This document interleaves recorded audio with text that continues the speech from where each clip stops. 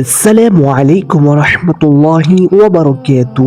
প্রিয় দর্শক, আজকে আপনাদের জন্য একটি দুর্দান্ত দোয়া নিয়ে এসেছি, যে দোয়াটি আপনি পাঠ করলে সকাল ও সন্ধ্যায় আল্লাহ তাআলা আপনাকে এমনভাবে হেফাজত করবে, দুনিয়ার কোনো বস্তু আপনাকে কোনো কিছু করতে পারবে না। নবী করিম সাল্লাল্লাহু আলাইহি ওয়াসাল্লাম ইরশাদ করিয়াছেন, যেই ব্যক্তি এই দোয়া সকালে 3 বার ও সন্ধ্যায় 3 বার পাঠ করিবে, কোনো বস্তুই তাহাকে কিছু করতে পারবে না। সুবহানাল্লাহ।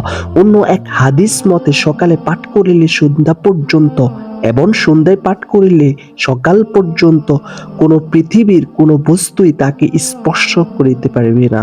সুবহানাল্লাহ। প্রিয় দর্শক, আপনি যদি এই দোয়াটি সকাল সন্ধ্যায় 3 বার পাঠ করেন, আল্লাহ তাআলা আপনাকে সমস্ত বিপদ আপদ থেকে রক্ষা করিবেন। সুবহানাল্লাহ। সকাল সন্ধ্যায় যে দোয়াটি 3 বার পড়িবেন সেটি হচ্ছে, বিসমিল্লাহিল্লাযী লা ইয়াদুররু মা ইসমিহি শাইউন ফিল আরদি ওয়ালা ফিস সামাই ওয়া হুয়াস সামিউল আলীম।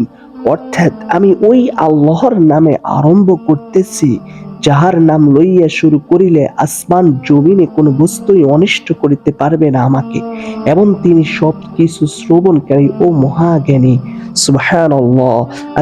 আল্লাহ তাআলা মুসলিম উম্মাহকে এই ছোট ছোট আমল এবং দোয়াগুলো প্রতিনিয়ত পাঠ করে সমস্ত কিছু থেকে হেফাজত থাকবার মতো তৌফিক দান করুক।